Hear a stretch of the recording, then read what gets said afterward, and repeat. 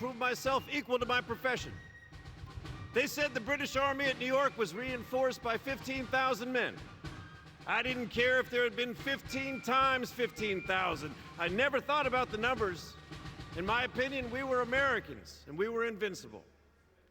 When we got to Long Island, the British poured canister and grape shot upon us like a shower of hail.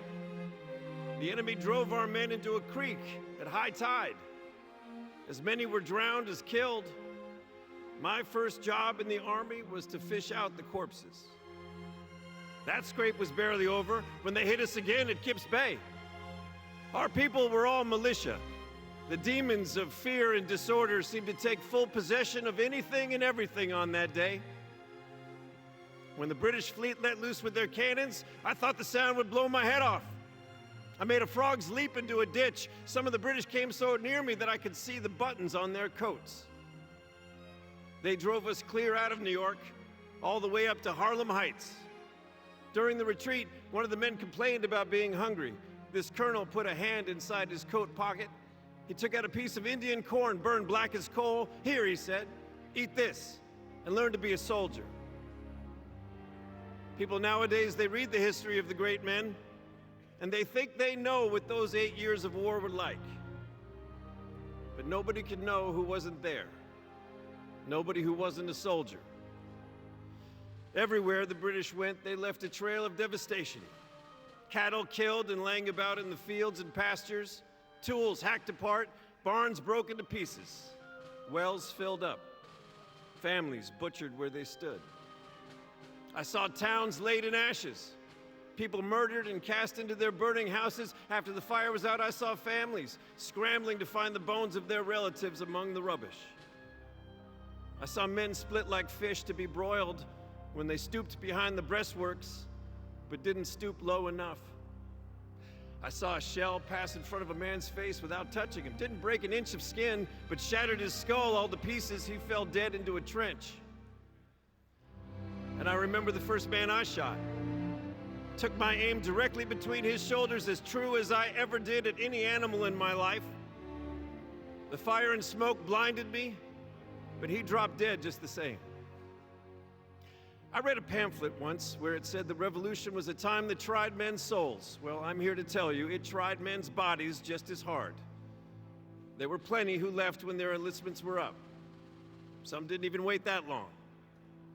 But there were plenty who stayed. In October 1781, we marched to Williamsburg to join General Lafayette and pay the British a visit at Yorktown. The watchword was Rochambeau, the name of the French commander, and if you said it fast, it sounded like, "Rush on, boys!" And that's exactly what we did. There was no stopping us. The British surrendered 3 days later. We were marched onto the parade ground across from the French forces. The lobsterbacks tried to pay us no attention, and then General Lafayette had the band strike up Yankee Doodle.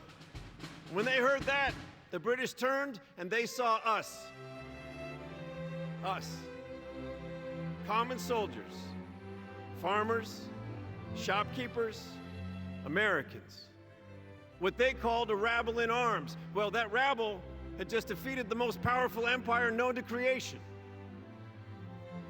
I confess there was as much sorrow as joy on the occasion. We had lived together as brothers, shared the dangers and sufferings of a soldier's life, and now we were to be parted forever. Every private soldier in an army thinks his service as important as that of the most influential general, and why not? What could officers do without such men? Nothing at all. We wore ourselves out with fatigues and hardships, but it was the fight that mattered, not only for ourselves, but for the generations that would come after us. It still seems a miracle to me how an army of volunteers, starved, naked, suffering everything short of death, and thousands even that, should be able to persevere through 8 years of war and win a country. But we did. And that country is called the United States of America.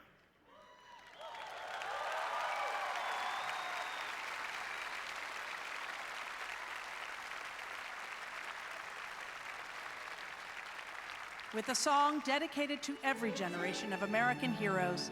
Here is Tony Award nominee Laura Osnes.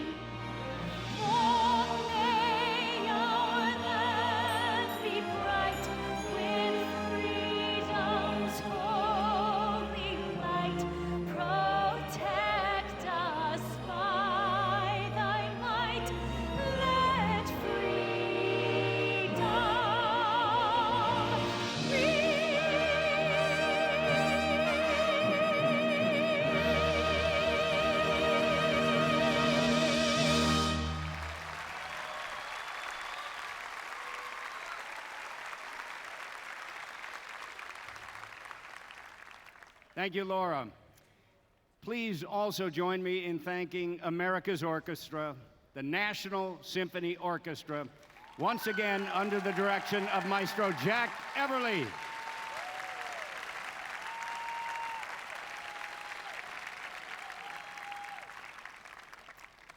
"30 years after the end of the Revolutionary War, the ground on which we stand tonight became a battlefield. British troops captured Washington, D.C., and set fire to the White House and the U.S. Capitol at the height of the War of 1812. Once again, America beat back the threat. It would be the last foreign assault on American soil for over 100 years. All that changed on the morning of December 7th, 1941, a date that President Franklin Delano Roosevelt said would live in infamy. The attack on Pearl Harbor began at 7:48 a.m. Hawaiian time, launched from 6 Japanese aircraft carriers.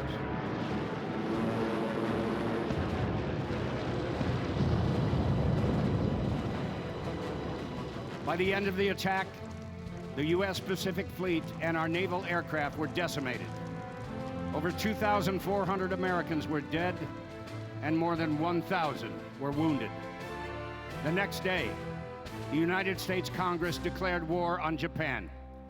War on Germany and Italy followed 3 days later. One of the U.S. Navy sailors in Pearl Harbor that day was a young man of 18, Chuck Kohler. Here to tell his story is acclaimed actor Jonathan Banks.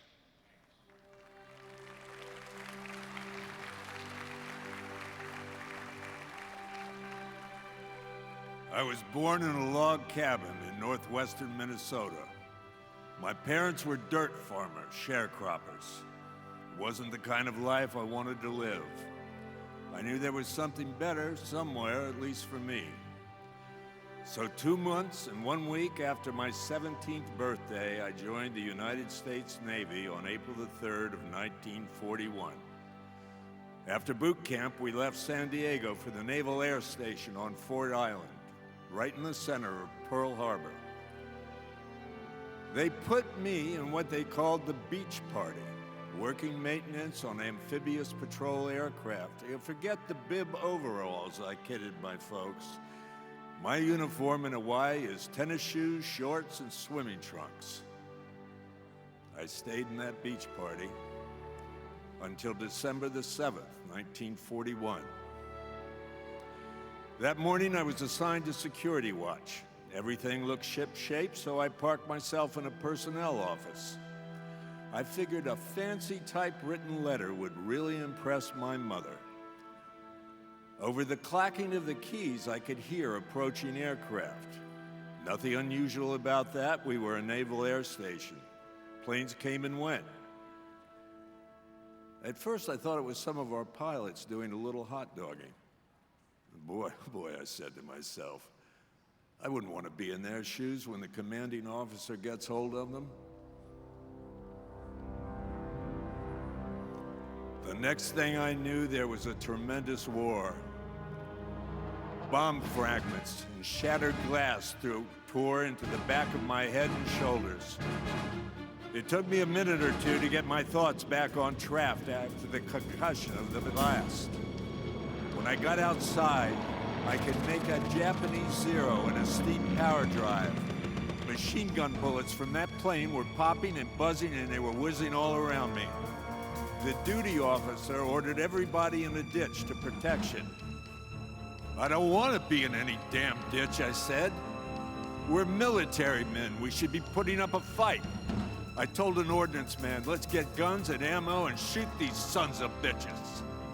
If I was going to lose my life in this or any battle, I knew damn well I'd want my family and country to know I did it fighting, not hiding. We made it to the ammo shack. Give me a .50 caliber machine gun, I said to the ordnance man. My country boy hunter instinct just took over. If any enemy aircraft came in my field of fire, I shot at it. The last plane to come into range was in a fast banking left turn. I squeezed that trigger and I saw two of those tracer bullets just forward of the cockpit. It did an abrupt roll and it disappeared. The smoke from the airfield put up such a heavy cloud, it obliterated about everything. But I could still see the USS Nevada making a run for open water. Those Japanese pilots were on it like a swarm of bees. They dropped 5 bombs, knocked holes in the galley and the upper decks, but she made it through. When the Arizona exploded, it sounded like the crack of doom. I felt the heat blast all the way across the channel. The bow flew off from tons of gunpowder down in the hole. Not long after, I saw the Oklahoma capsize.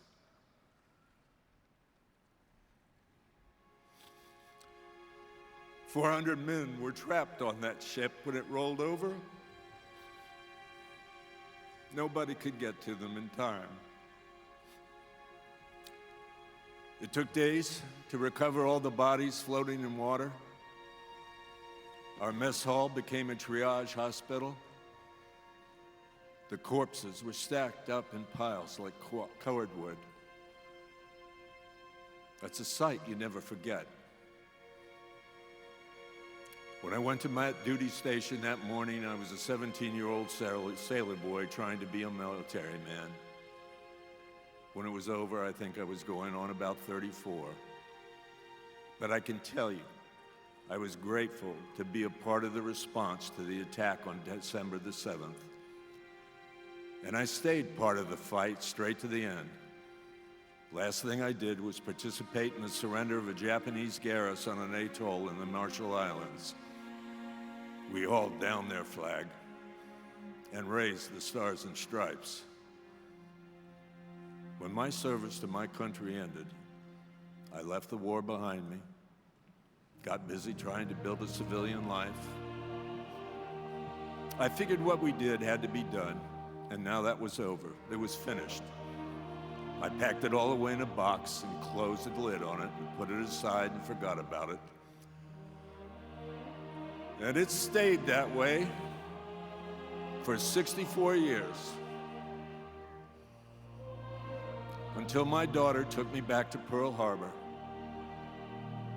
There on the honor wall of the USS Missouri, there on the honor wall of the USS Arizona Memorial were the names of the 1,176 men who gave their lives in action on that ship. I looked down at the sunken hull rusting on the bottom of the harbor and made a solemn promise to the heroes who died that day. I would do everything I could to bring them honor and remembrance they deserved. When I finally started to talk about my experience as a Pearl Harbor survivor, people asked me if I'd be willing to share my story with young people. They said if veterans don't share their experience with their children, their grandchildren, with students at school, then that history will die with them. So I thought, if I don't do it now, who? When? But I do not do this alone. The spirit of 2,400 others pushes me on. Otherwise, they'd be forgotten. And none of them should be forgotten. From the very beginning, brave Americans have answered the call of the country. They stepped forward, put on a uniform, laid their lives on the line, and made the ultimate sacrifice so others could experience the liberties and freedoms they themselves might never see. I stand on their shoulders. We stand on their shoulders. All of us, every American.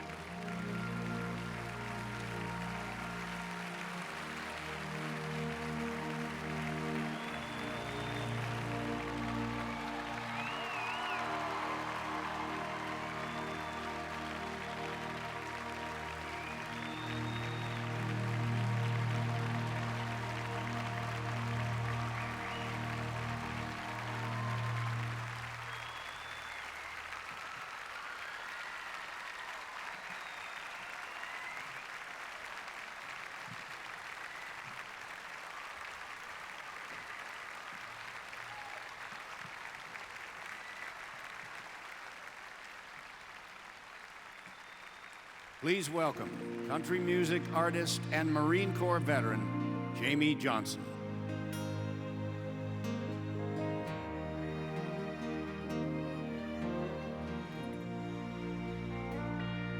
I said, Grandpa, what's this picture here? It's all black and white, and it ain't real clear. Is that you there? He said, yeah, I was 11. And times were tough back in 35. That's me and Uncle Joe trying to survive a cotton farm and a Great Depression. If it looks like we were scared to death, like a couple of kids just trying to save each other, you should have seen it in color.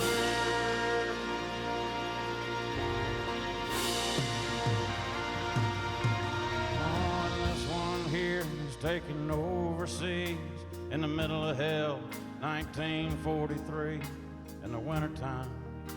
You can almost see my breath.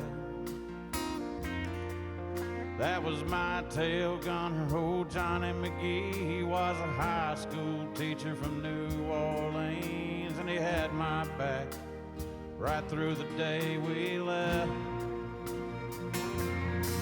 And if it looks like we were scared to death, like a couple of kids just trying to save each other, you should have seen it in color. A picture's worth 1,000 words, but you can't see what those shades of gray keep covered. You should have seen it in color.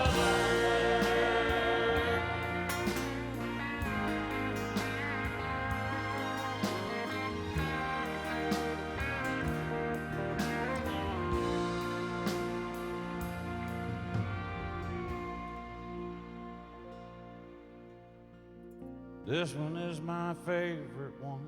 This is me and Grandma in the summer sun, all dressed up the day we said our vows. You can't tell here, but it was hot that June. That rose was red and her eyes were blue. And just look at that smile. Oh, I was so proud. That's the story of my life. Right there in black and white. And if it looks like we were scared to death, like a couple of kids just trying to save each other, you should have seen it in color. The picture's worth 1,000 words, but you can't see what those shades of gray keep covering. You should have seen it in color.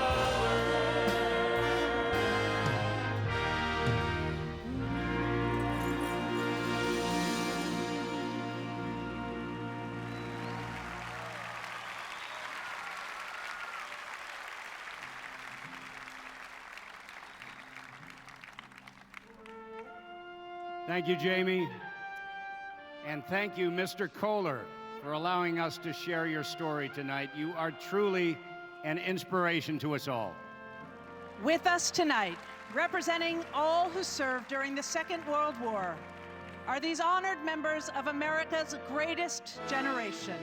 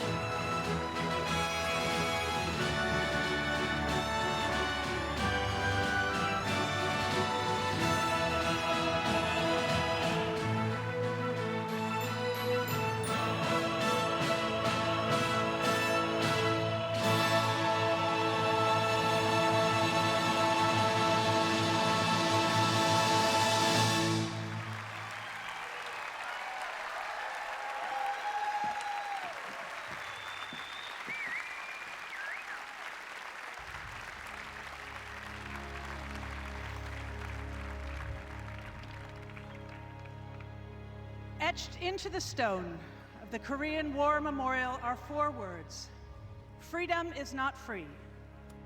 Just as you have honored your own in your memories, so we now honor you. You paid the price for freedom for all of us. Navy Captain Royce Williams is America's only living Congressional Medal of Honor recipient, awarded for his actions in the Korean War. He sent a special message to share with us. The forgotten war is not forgotten, and I'm finding out today that I'm not forgotten either. And I'm thinking heavily about the people that were engaged in fighting for our country. Those people are heroes. Spend some time thinking about those people and what they did and why they did it, and that's because they got something in their heart that loves America. God bless America.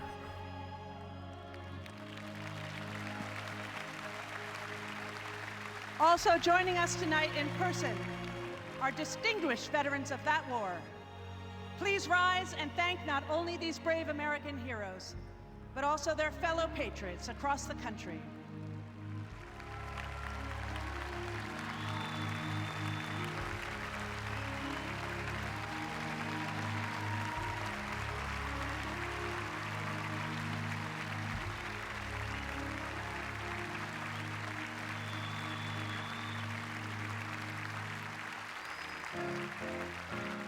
I can't give enough respect to those that came before me. I thank them more for the path that they tread for me to follow. Every civilian, every soldier, every future service member owes it to those that came before us. Memorial Day for me is a period of reflection. To think about those that made the ultimate sacrifice, those that weren't able to come home.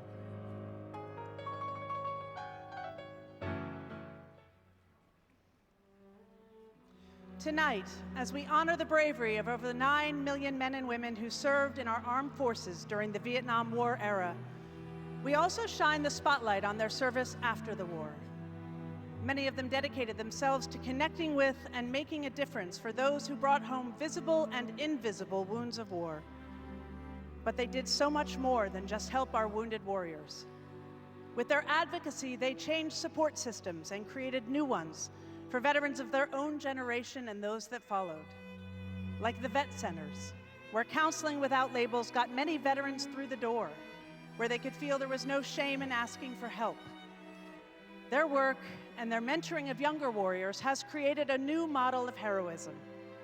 With Gary tonight are two heroes, Vietnam War veteran Jim Mayer and Iraq War veteran Eric Castro.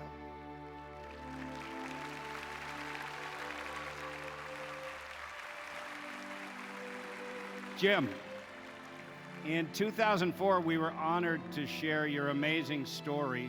When our wounded started coming back from Iraq and Afghanistan, what prompted you to reach out to them? A lot of Vietnam vets came home unwelcome and had tough times. I was very lucky. My family and my friends were so supportive.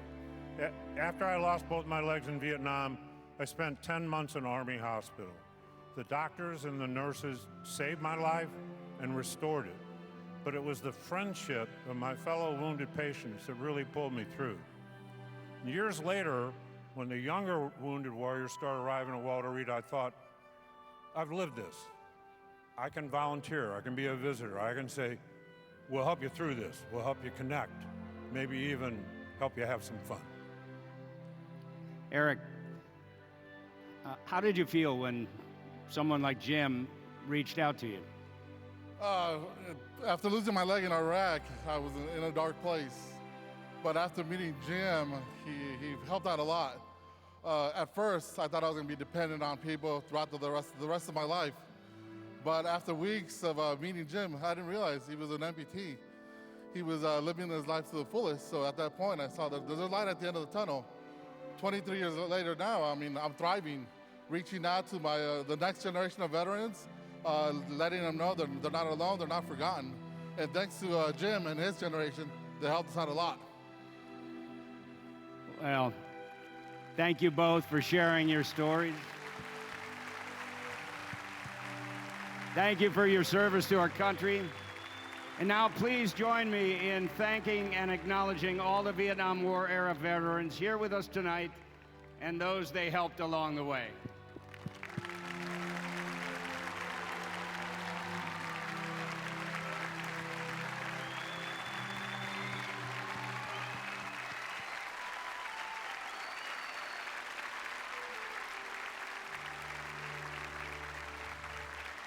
With a song dedicated to all those we just honored, please welcome multiple Grammy nominee, Blessing Offor.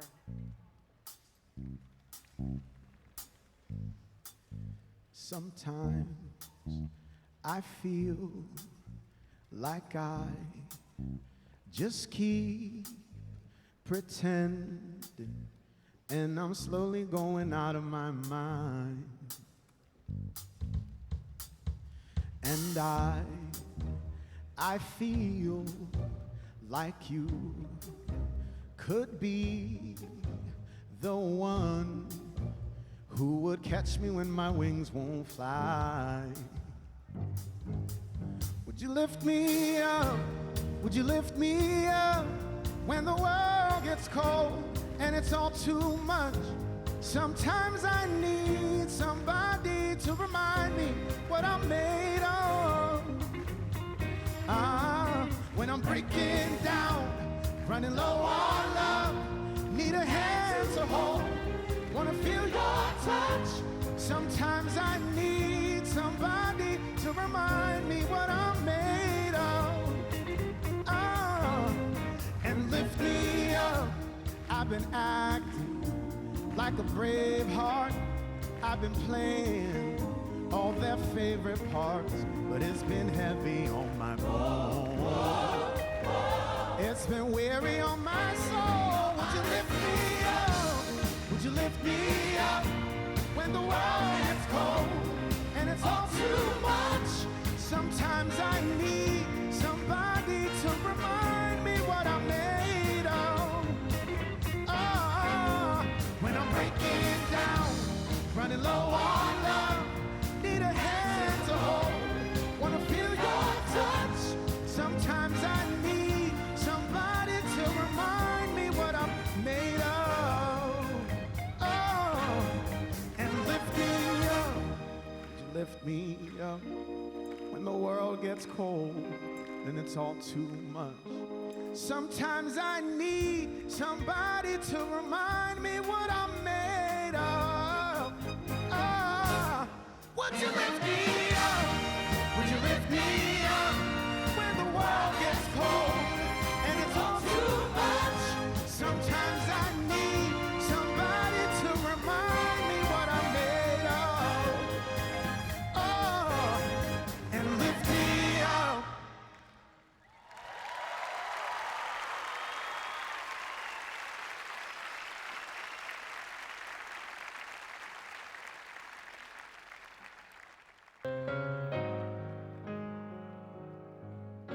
When 9/11 happened, I was in 9th grade.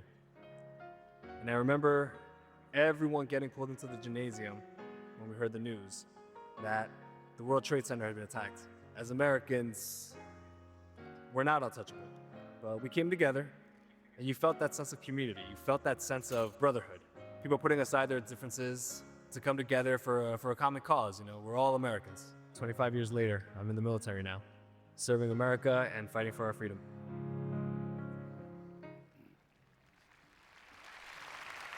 September 11th, 2026 marks the 25th anniversary of a day that forever changed America and changed all of us. Tonight, the National Memorial Day concert honors the victims and heroes of that day and the days that followed. That Tuesday promised to be no different than any late summer day. People headed to work as they always did, dropped off their children at school, looked forward to that night's baseball games. Then a bright, ordinary morning suddenly transformed into America's darkest hours. 27 left, little end, 230 at 20.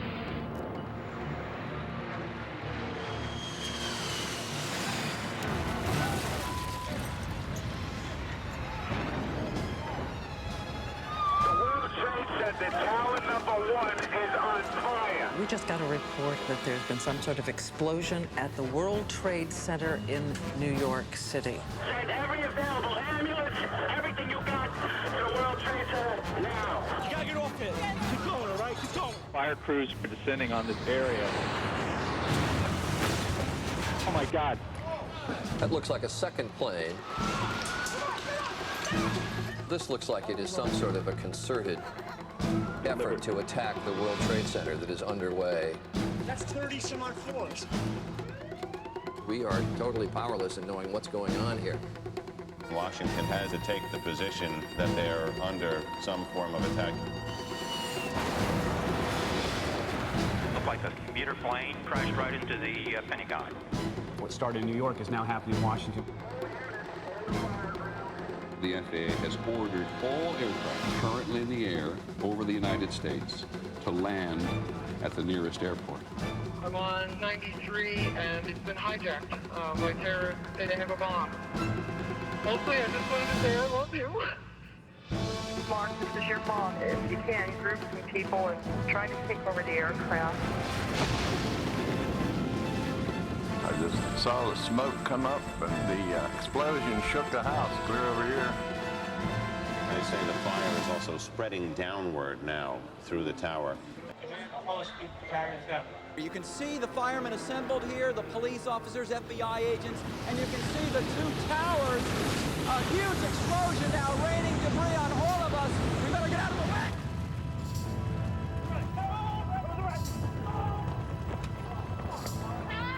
The second building building that was hit by the plane has just completely collapsed.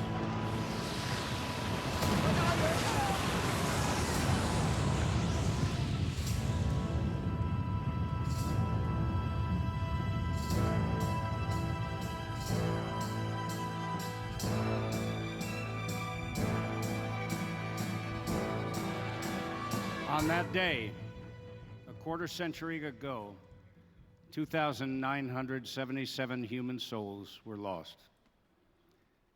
None of us will ever forget where we were when we heard the news and saw what was happening. Perhaps we were already watching TV, or perhaps it was a call we got from a friend or a loved one. Are you seeing this? I can't believe it. Oh my God. All those people.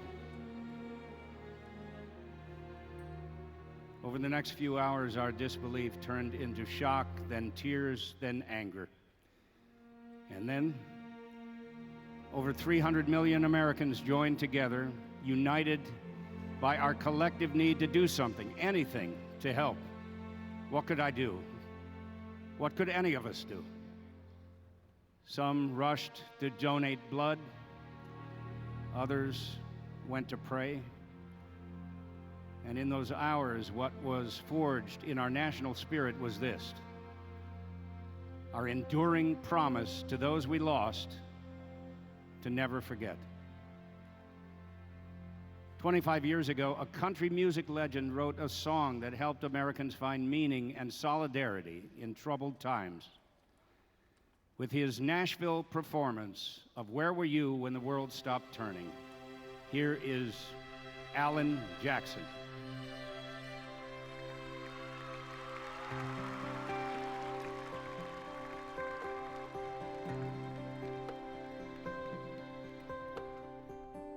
Where were you when the world stopped turning on that September day? Were you in the yard with your wife and children working on some stage in LA? Did you stand there in shock at the sight of that black smoke rising against that blue sky? Did you shout out in anger and fear for your neighbor? Or did you just sit down and cry? Did you weep for the children that lost their dear loved ones? Pray for the ones who don't know? Did you rejoice for the people who walk from the rubble, sob for the ones left below? Did you burst out with pride for the red, white, and blue, the heroes who died just doing what they do? Did you look up to heaven for some kind of answer? Look at yourself and what really matters. I'm just a singer of simple songs. I'm not a real political man. I watch CNN, but I'm not sure I can tell you the difference in Iraq and Iran. But I know Jesus and I talk to God, and I remember this one when I was young. Faith, hope, and love are some good things He gave us. The greatest is love. Where were you when the world stopped turning on that September day? Teaching a class full of innocent children, driving down some cold interstate. Did you feel guilty because you're a survivor? In a crowded room, did you feel alone?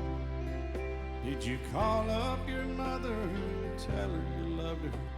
Did you dust off that Bible at home? Did you open your eyes, hope it never happened? Close your eyes and not go to sleep. Did you notice the sunset, the first time in ages? Speak to some stranger on the street. Did you lay down at night and think of tomorrow? Go out and buy you a gun. Did you turn off that violent old movie you're watching? Turn on Out of Lucy rerun. ones? Did you go to a church and hold hands with some stranger? Stand in line and give your own blood? Did you just stay home and cling tight to your family? Thank God you had somebody to love. Just a singer of simple songs. I'm not a real political man. I watch CNN, but I'm not sure I can tell you the difference in Iraq and Iran. But I know Jesus and I talk to God, and I remember this from when I was young. Faith, hope, and love are some good things He gave us. The greatest is love. The greatest is love. The greatest is love. Where were you when the world stopped turning on that September day?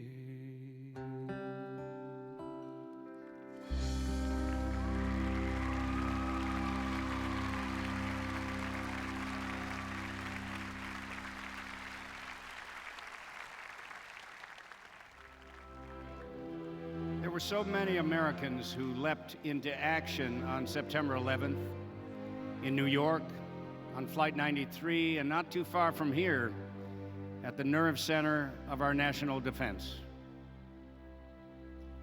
One of the heroes at the Pentagon that day was Lieutenant Colonel Patricia Horoho. To share her story, here is Academy Award-winning actress Melissa Leo.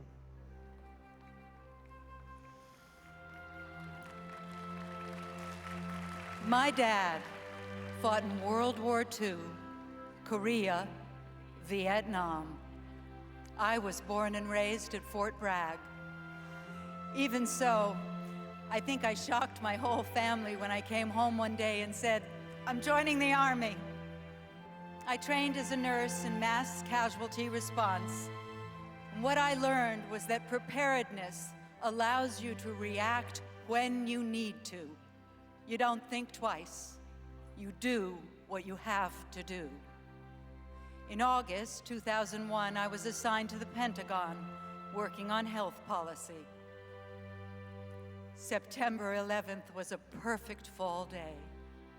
While I was walking down one of those endless Pentagon corridors, I can't really explain it, but sometimes I get these instincts that feel like divine guidance. I've learned to trust them.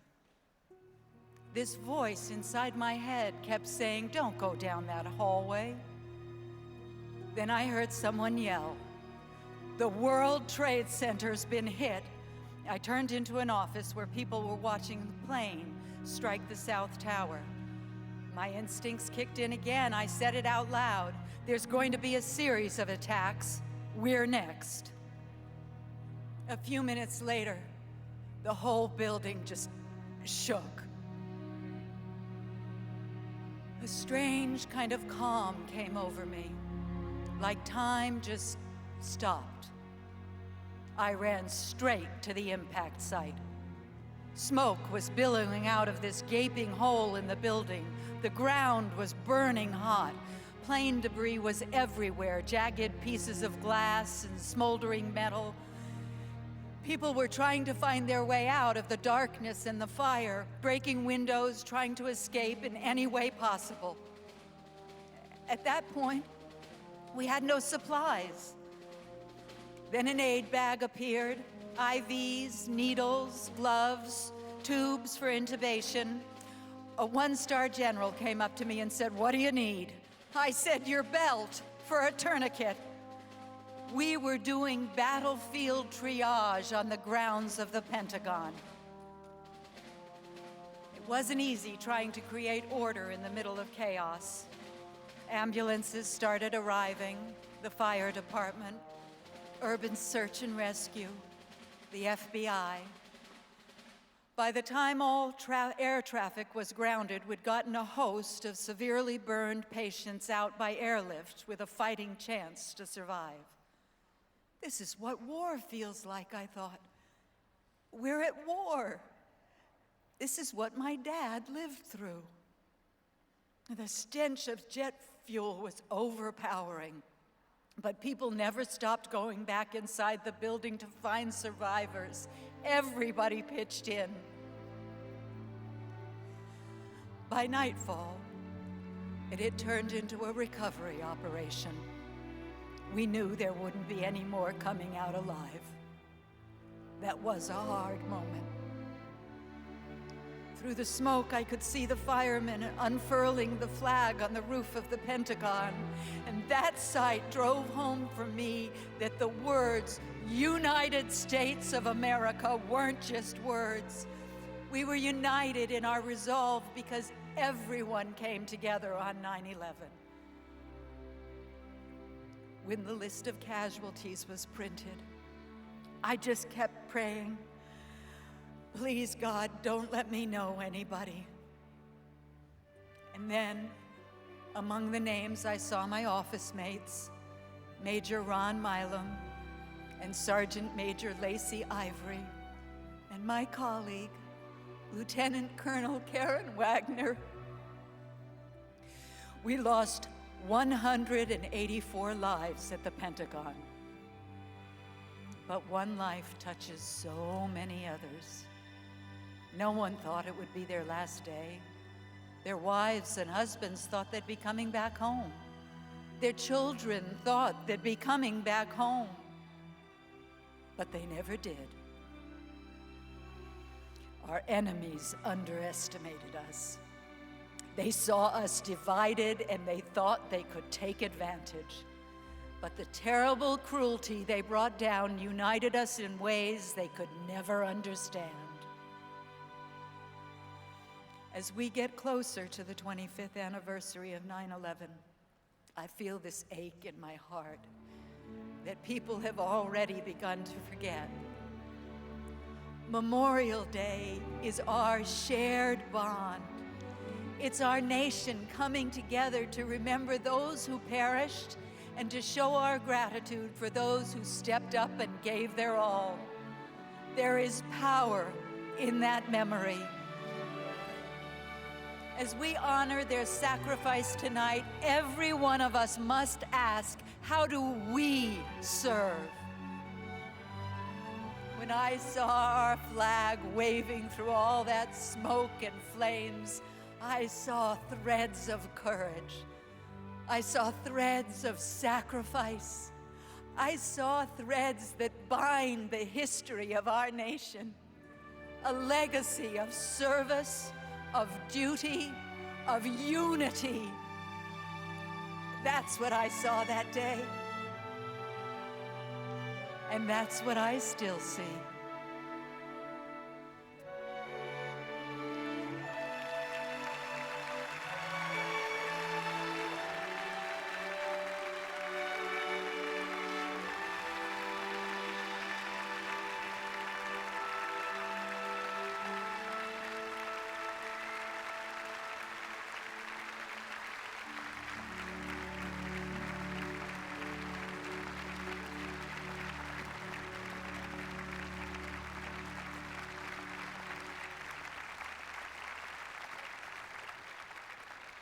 There were so many heroes that day, military and civilians, first responders, a community of Americans coming together to do whatever was needed to help and then begin to heal. And just as we will never forget the horrors of that day, we will always remember the actions and goodwill in the days, the weeks, the months, and even the years that followed.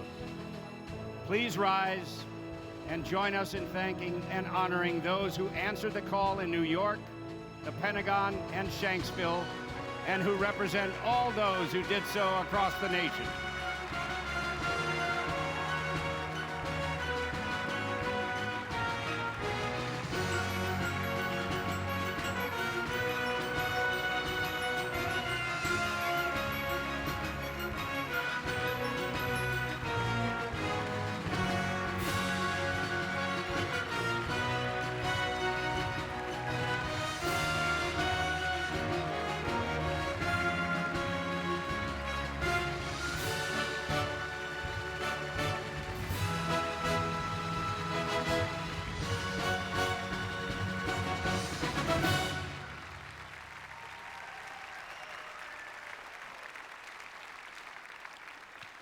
Our nation remains strong 250 years after its founding, thanks to the countless heroes who made the ultimate sacrifice, their military families and the Gold Star families who will always love them.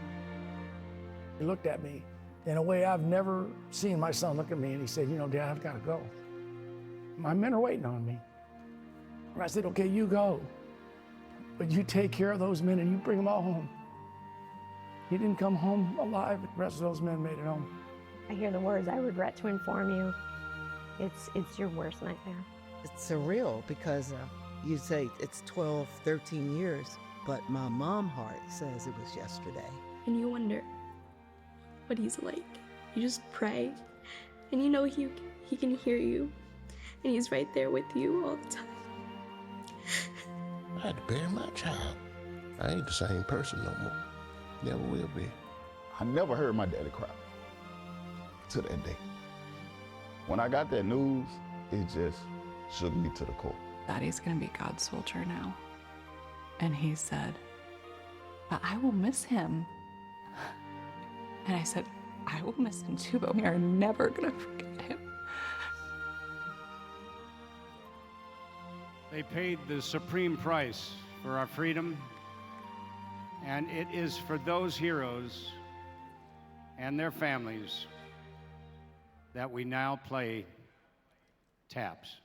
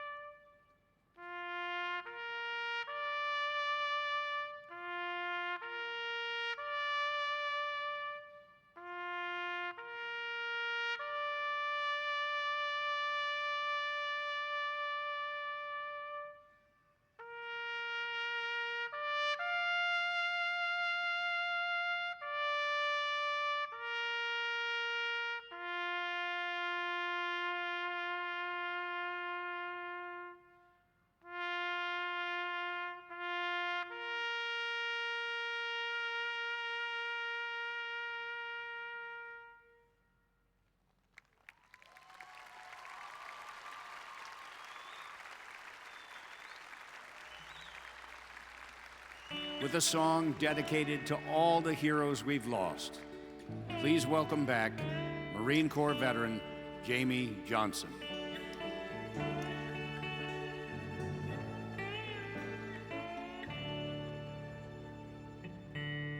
I have seen my last tomorrow. I am holding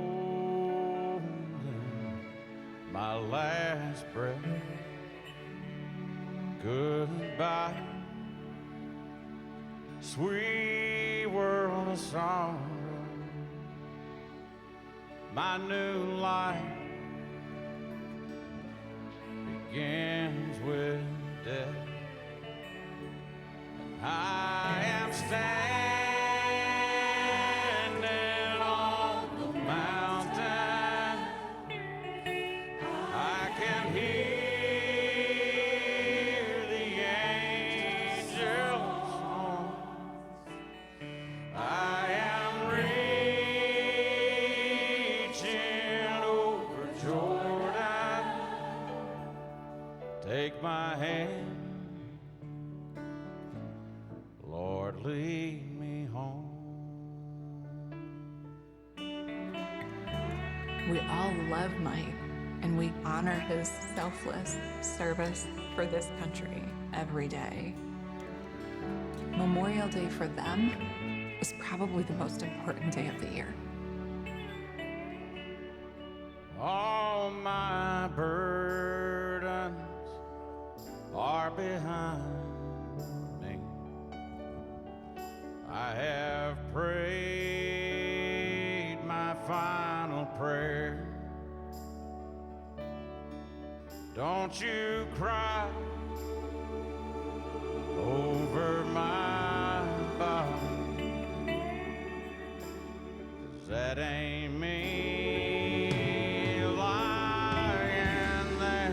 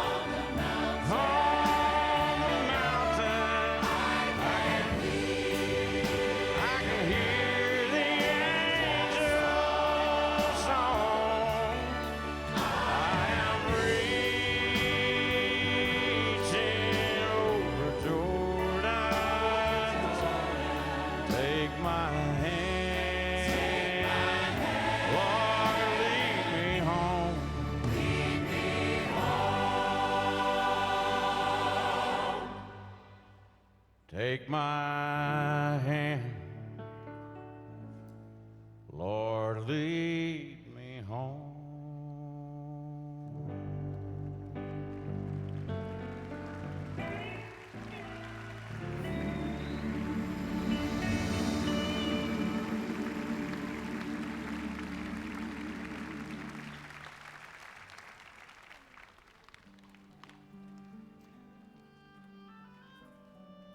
The connections our heroes have with each other while in the service and afterwards remind us as civilians of our duty to support them and to lend a helping hand whenever we can.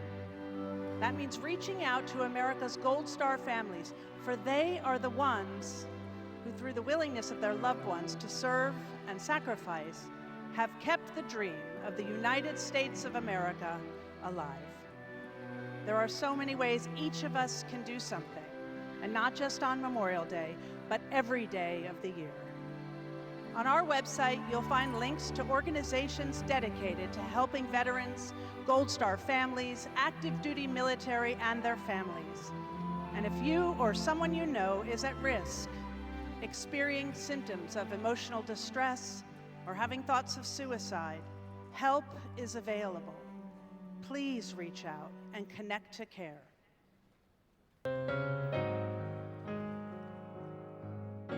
I serve for the next generation to have the same freedoms and liberties that I have been afforded throughout my lifetime.